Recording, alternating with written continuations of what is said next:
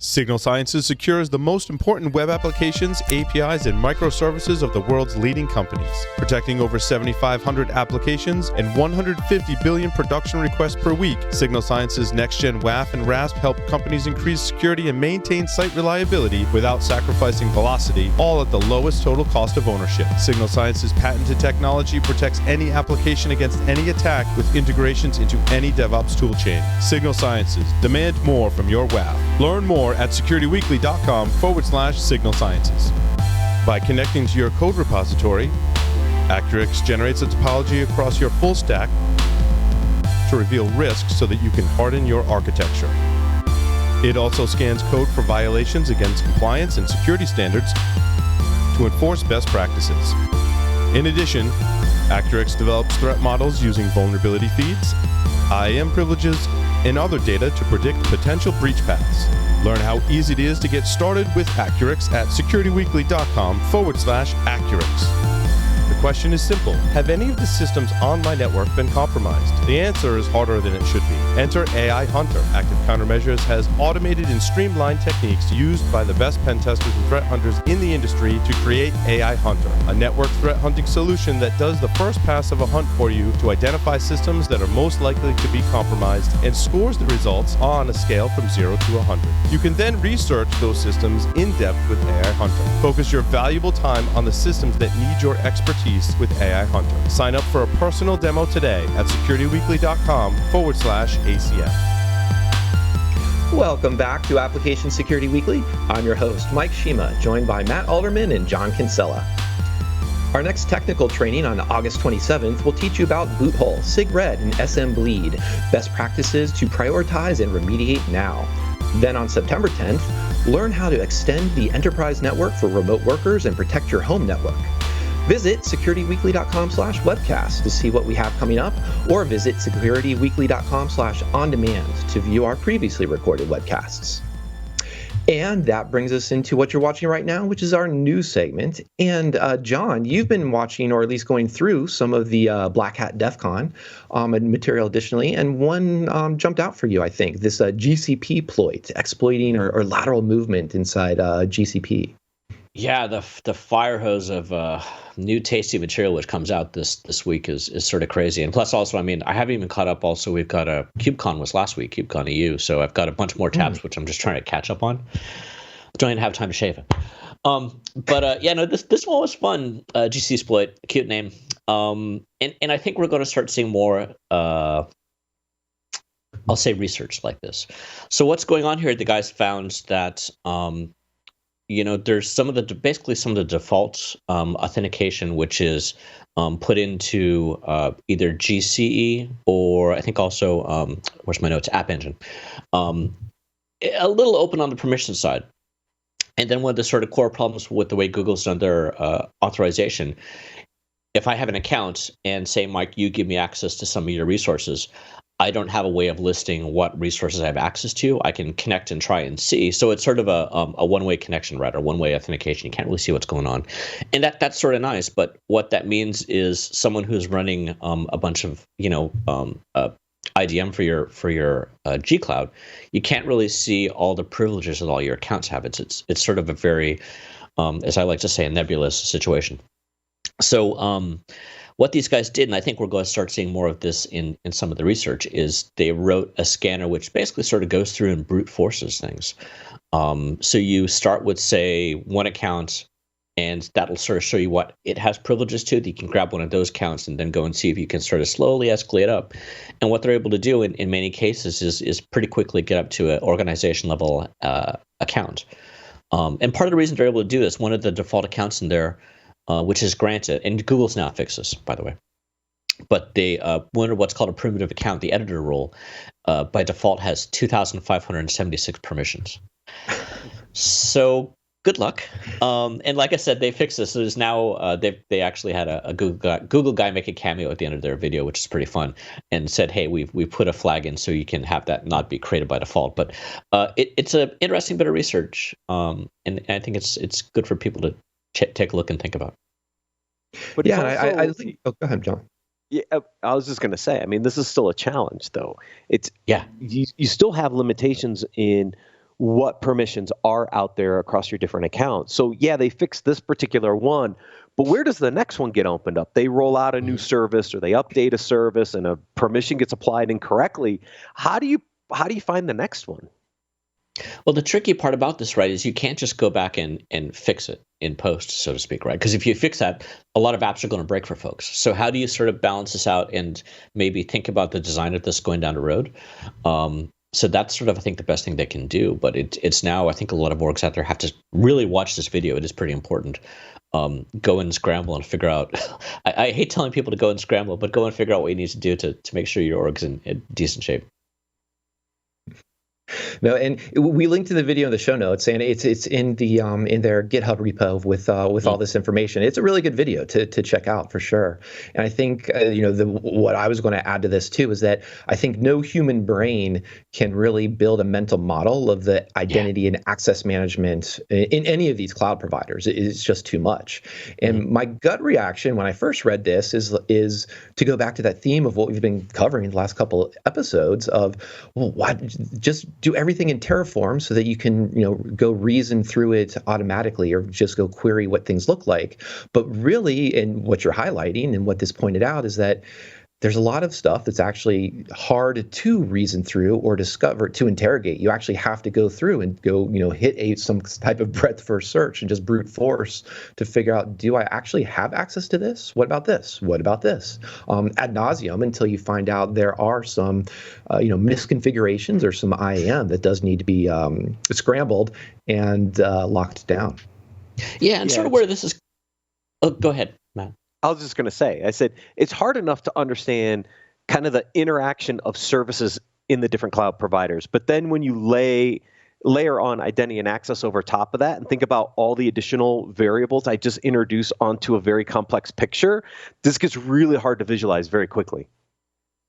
Yeah, so they actually have in their they've got so much code. I haven't gone through all the code in GitHub, but they have, I believe, in there a script to generate a tree graph out of this, or a spatial graph. So yeah, you can sort of visualize literally how quickly the thing's spreading. And your thought just made me think. I was playing with or digging around and figuring out Anthos last week. So imagine if you've got connections into other clouds, this could become a hairy thing pretty quickly. Quite messy. Yeah, start working on your Black Hat presentation for 2021 there, John. Well, there's a new startup coming that's going to do all this, right? I mean, sounds perfect. Well, I think also not to pick on Google, but also to go into this theme of systems interactions get pretty complicated depending on how features are working, and looking a bit at configurations just as there are features as they're designed. There's another great research that was posted last week about the Confused Mailman, which is a nice riff on the Confused Deputy, and for all of you who love the CSRF attacks. But basically, the researcher, she was pointing out how SPF and DMARC, which we also talked about last episode, could simply be misused within G Suite, because within the boundaries of G Suite, there is basically some extra trust and some assumptions. As I really quickly try to summarize the problem here, is that G Suite was making assumptions that certain SPF headers were already checked or don't need to be checked because G Suite or that Google email internal routing environment is trusted and safe. And what this was demonstrating is that could be abused and basically spoof emails from other arbitrary Gmail accounts, which was actually pretty interesting. So that was the one thing that stood out to me. And I think a more general recommendation is not so much for all of you DevOps teams out there, are you using Gmail and G Suite and how does this affect you? But more so, what trust boundaries have you defined within your service-to-service communications, and have those trust boundaries been relaxed based on certain assumptions? And if so, as with any assumption, how much do those hold true? And maybe it's time to go back and revisit what those trust boundaries were, and have you pulled up particular checks, validation checks like an SPF or a DMARC, in a way that's appropriate, or maybe they should actually be remain in place. So it's more of a more general lesson, sort of a lesson learned from this type of vulnerability that could be generalized to other scenarios. And the best way to fix a confused mailman is for Congress to issue $25 billion in funding, and it's all fixed. I don't know if 25 billion will fix SMTP, but go ahead. But just to keep it relevant. Just to keep it relevant. That was in the back of my mind. I didn't have a good riff on it, so I appreciate that one. That was great. There was another thing here, too, though, that the researcher did include a timeline of disclosure. And this was actually an example of disclosing a bug, not after the typical 90 days that, for example, also speaking of Google, that Project Zero adheres to. But they released, they disclosed this as an unpatched at the time vulnerability after 120 days of initial discussion with Google, and then it was finally, or they said they were going to do it 120 days, and it was 137 days, just to get my math correct here. They disclosed it, and then Google went and quickly fixed the thing.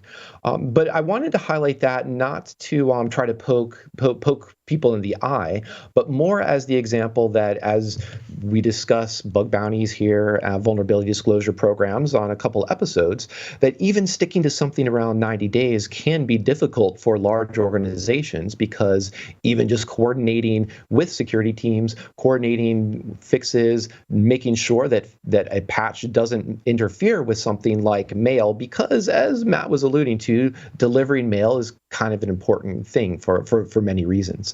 So I thought that was also an interesting aspect of this too, just to have that idea, have that discussion of what does vulnerability disclosure look like. And it's not so easy just to say 90 days always and ever, because things happen in these types of situations can get complicated, even if this isn't a earth-shattering Heartbleed style type of vulnerability.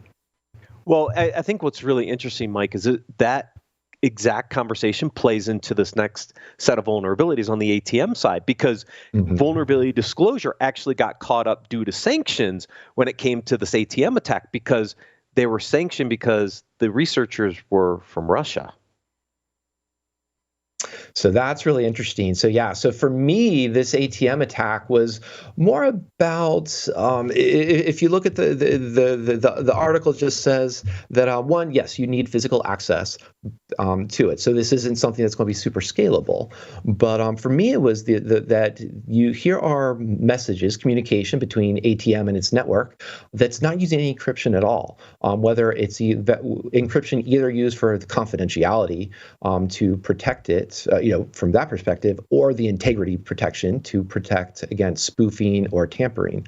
But yeah, I didn't. The sanctioned aspect, I'm glad I threw it in there, and that triggered that, because that didn't even come up for me as I was looking at this.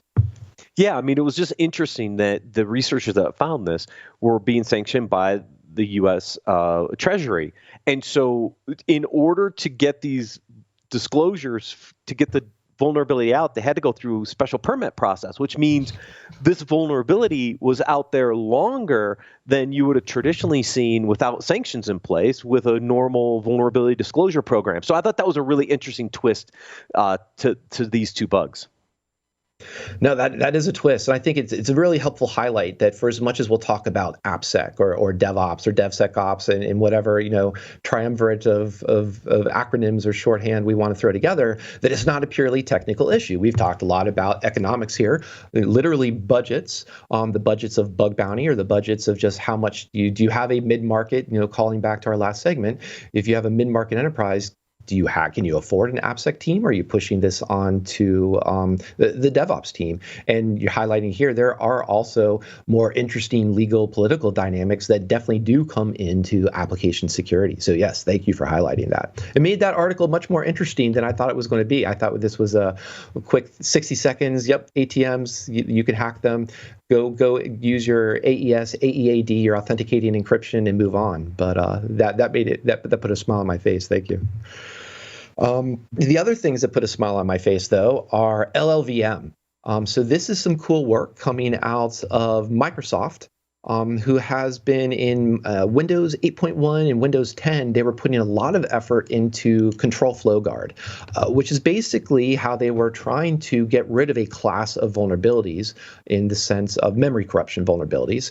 And with Control Flow Guard, basically saying, here is the compiler that knows what branches are expected to be taken, what flows are expected to be taken by this application.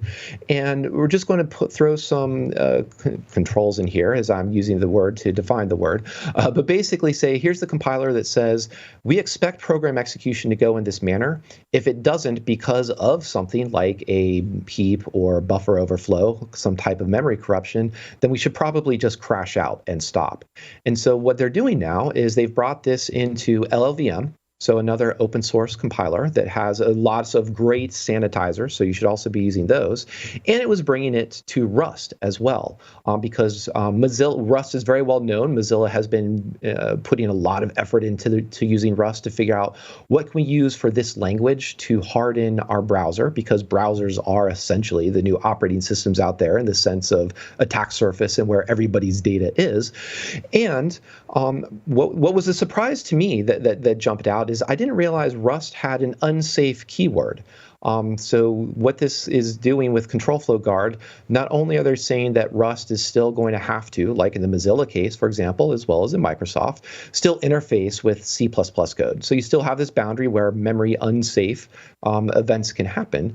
But Rust itself can go and do some direct and literally tag it with the keyword unsafe, do some of its own unsafe operations. It's obviously doing with eyes wide open.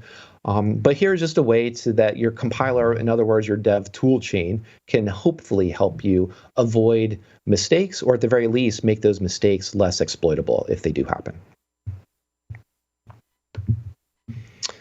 So I know. Every time I talk about LLVM, I put poor Matt to sleep. So hopefully there was something there that was interesting. You're just having a monologue when you're talking about LLVM.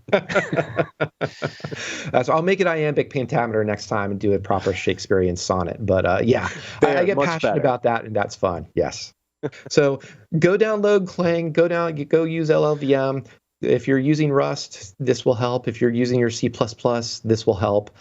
For everything else, write secure code. There, problem solved.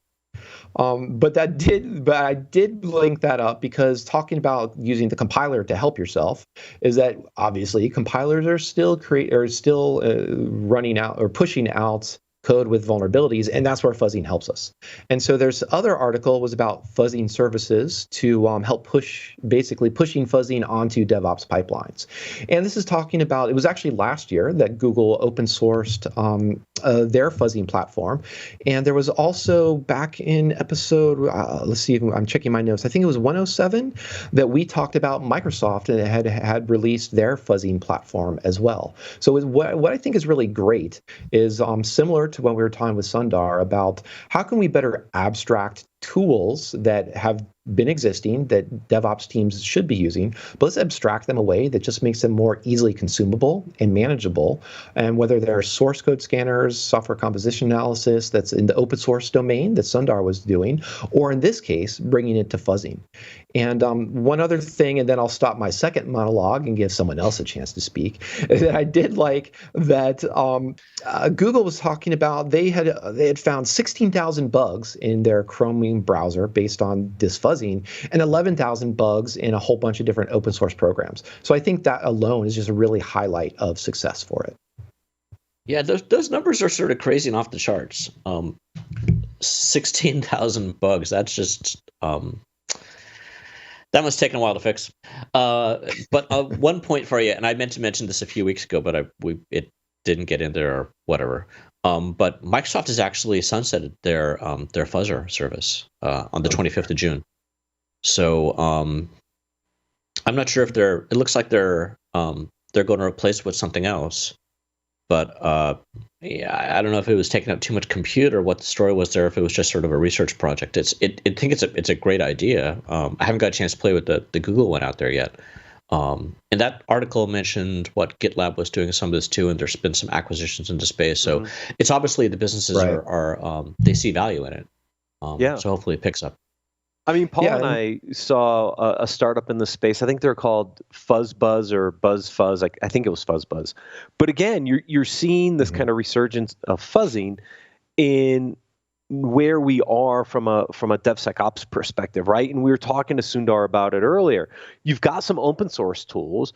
If you can manage the scanners and the ability to do these tests at certain stages of your CI/CD pipeline, fantastic.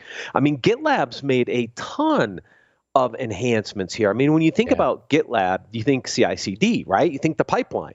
But they've also embedded a lot of security testing capabilities across that CI/CD pipeline. I think this is where you're going to see the real value of DevSecOps come to fruition. It's the integration of these different security tools and tests across that CI/CD pipeline, just like we talked about with Sundar. But you're seeing GitLab, and I think you're going to see others really bring these two concepts much tighter together, because that's where we get a lot of these capabilities embedded in. Yeah, GitLab has to differentiate themselves from GitHub. So they've had this in their genes for a while. I'm glad to see they keep pushing on it. And then also from that article, one of the companies which GitLab picked up, I got to get these straight, is they refer to as an org that was acquired called Peachfuzz, which made me happy because like Peachfuzz, I think one of the scanners are one of the fuzzers I was using several years ago. So I'm glad to see they're still around and getting something out of it, hopefully. Yeah, and that's the other thing that stood out for me for this is that, as Matt was explaining too, the DevOps maturity and the maturity of these companies bringing in this capability is fantastic, and we're also seeing improvements in tooling. So Microsoft, for example, they're no strangers to fuzzing. I think at least they were doing symbolic execution. That was kind of their approach to guided execution, sort of a really AI-driven, smart way, if you will, of back in 2008 of doing this type of fuzzing. And then AFL, American Fuzzy Loop, if I'm remembering correctly, was sort of the dumb approach. And that's what that's where these stats come from Google in terms of those 16,000 bugs in Chrome, 11,000 in open source. So clearly it's successful. But the other thing that was here is there's also, and then this was the chance to get to for John to throw out the jazz hands, is that Mayhem is the other major fuzzing tool that's coming out here that is the AI driven. From the pedigree from the Cyber Grand Challenge from back in, for those of you that are watching this, in DEF CON's 2016 Cyber Grand Challenge. And it's basically a way of improving and trying to throw AI or ML onto this fuzzing approach. So rather than just say we have a quote unquote dumb fuzzer, so to speak, and throw tons of cloud resources to it, in these exploded paths of what, where there potentially might be a vulnerability, it can be more guided and be more efficient with the resources being consumed. So here's the balance of better tooling is coming out around these fuzzing, as well as better abstraction and better support to integrate this from the DevOps oriented types of companies. So it looks like a very good combination. So you got my peanut butter and the chocolate and chocolate and my peanut butter type of branding that's coming out here. Yeah, it looked, I didn't get a chance. I saw the mention in there of the machine learning and the grand challenge. I want to go back and read that because that looked really nifty with how they were doing some of the scoring and timing of what's going on there. So it sounded really good. And I mean, hell, that's 4 years old now, so they're probably doing better, but it looked like it's worth reading. Yep. Worth reading and worth looking at to make your code more secure, which is also what we were talking about with in the previous segment about bringing some scanners together. And then there was also this article that was titled 7 Things to Make DevSecOps a Reality. And I don't actually disagree that these 7 things will become a reality. To me, it just sort of kind of pointed out that here are a couple of practices for a DevOps teams that doesn't turn it into from DevOps into DevSecOps. It's just more of what I like to say is security just becomes an emergent property of very good software engineering. And it just so happens that a DevOps is the easy way to describe a good approach to software engineering in the sense of an emphasis on automation, emphasis on feedback loop. And then, as this article is pointing out, just trying to also say how do we be security conscious, or how do we start to think about security in terms of developing software, and where would we apply that? And that application could be very much in the CI/CD pipeline, some breaking in scanners, or other types of approaches. So I don't think we're turning everyone into DevSecOps. We're just bringing security into the general DevOps approaches. Absolutely. It was. I got a call late on Friday from one of my friends, and he said, "I'm going to put you on the spot." And there was investors on the other side of the line, which I didn't realize at the time, and they were asking me about DevSecOps and some companies, and it was interesting. Somebody goes, So what is the definition of DevSecOps? I said, well, it depends on who you ask. If you ask the DevOps teams, it's integrating security into their pipeline and doing some checks and some other things. If you talk to the security guys, it's about still bolting on a bunch of security stuff at the end of the DevOps process. And so the one guy looks at me on the call, he said, so are the existing AppSec guys in trouble? And I said, maybe, right? I mean, it depends on where the definition comes from. I think what's good about this article is it talks about this from the DevOps side and building the culture and building the processes. It doesn't even really talk a lot about tooling here at all. But if you hear DevSecOps from the vendor side, it's all about the tooling. And that's the potential kind of disconnect when it comes to how do you define DevSecOps. And both sides also... Oh, real quick. Both sides also are very energetic to defend what their definition is. Mm-hmm. Yeah, absolutely. And that's where I was going with that too, is I think that, as the idea of that tooling perspective comes to, well, just apply the tooling, shift it left, apply it earlier in the process. But I like to add to it that if you're just applying tooling earlier in the process, you're not really learning much. You're not you're not improving much of the process. I like to also say, I'll throw my definition into it, or that you're considering security earlier in the process, and that considering security also means anything from threat modeling to saying, well, what programming language are we going to use, and does that impact ways that we can avoid entire classes of vulnerabilities, such as on the front end React, or as we were just doing our superhero villain monologuing about Rust, for example. Those are impactful security choices.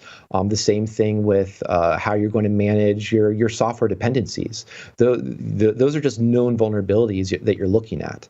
So those types of considerations are also what should be shifting left, which in this case I would sort of redefine as just the DevOps teams. I think this was called out in the article too. Just start thinking about security, have that security-minded culture, and that collaboration with the security team earlier on. Right. And when I used to talk about this when I was out doing presentations, I said the first thing you got to do is have a conversation between DevOps and security just to understand what's going on. Then you start to figure out how to solve some of the problems that DevOps facing, that security wants to help them solve. But it starts with just base communication and starting to build that culture and start to learn and understand what's going on in the organization. That's a lot of it. And this article does, I think, a pretty good job of laying some of those initial foundational steps without going to just the tooling side. Yeah. And then I think there was one last article I wanted to look at was, and I actually have to admit, didn't have time to go into the entire part of it, but the 2020 State of Software Supply Chain. And this is the type of thing that I'm going to suspect Matt is well tuned into, because we actually spoke to Derek a long time ago here on ASW. And this report... has many chapters and lots of great information. There's just a link to the blog post that was just describing it. And it's great to see a lot of the data that just drives this discussion, not to say, here's what the data means, make this decision, make this other decision, but it really shows that here's how open source and all these dependencies are impacting the entire ecosystem of what we're building. And based on this, here are some good takeaways. And I'm not sure if there's particular takeaways, Matt, that you have at the top of your mind from a report like this. I think the big takeaway for me is you have to understand what you're bringing into your code repositories. We're using open source, but not everybody understands the impact of what those open source components are and all these additional dependencies. I think this is a big blind spot for a lot of organizations. They're like, yeah, I'm writing my code and then I'm using some open source library. Well, that open source library happens to use 30 other open source libraries. That dependency chain, I think, is really challenging for people. If nothing else, what this report should do to people is scare the bejesus out of them about how much actual open source is being used in our commercial software, period. Which means I need to get my arms around this and I need to start looking at it and I need to start to understand it. That's my biggest takeaway out of any report like this, because the volumes here are just massive. Yeah, I think just knowing that you have that, appreciating the magnitude of that problem, then also leads you to, well, we have to do something about it. And I think one of the neat things that stood out to me here too is that it was showing that these are known vulnerabilities. So they need to be patched. And then basically teams that have a higher maturity, basically that can patch faster, are able to do so in orders of magnitude faster. You know, they're talking about, what was this, updating 530 times faster. So that's just insane to think that a team can be, a well-functioning team with a good mature process deployment model can respond quickly. Because at that point, I'm going to maybe cross my fingers and assert that it becomes a little bit less important that, you know, how much is a critical versus a high versus medium and low in these dependencies. Because if you can just say, yeah, we can actually patch quickly, then the difference between patching a critical bug with an SLA of a few hours to a low priority bug, which has an SLA of a day, actually is not that meaningful a difference. So getting to that maturity, just to be able to patch faster because you know now what the magnitude of this problem is, just is a great thing in my mind for these teams to strive for. Yeah, and even if we use days here for a second, right? I patch in one day, 530 times slower is a year and a half. Okay? Yeah, that's some scary math. Well, speaking of, since you've already been put on the spot for the week, Matt, let's put John on the spot. Any final things that you wanted to call out on something we talked about, John, or anything that has basically given you a chance to speak and wrap us up here? Oh, wow. Heavy pressure. I'm still stuck on doing the math on those 16,000 Chrome issues and how many days that would take when you're able to speed up 500 times. No, it's I think we've survived summer, both hacker summer camp as well as KubeCon and a few things. So now it's time to sort of catch up and sort of see what we missed over the last few weeks and have some fun stuff to talk about next week or two. That's true. We already hit. We've already got Matt, Maximum Isolation Alderman. So hopefully, John, we're looking to you to check out KubeCon, and maybe we'll see if you're John, the killer container or the container killer Kinsella. No. Heavy it's pressure John, Kinsella. The service mesh Kinsella. I go have to wear multiple hats. Well, we're going to thanks for joining me this week, Matt and John. And next week, we're going to look to see John meshing some services. And so everyone, thanks for listening, and come join us next week to find out what happens on that service of meshes. And we'll see you next week on Application Security Weekly.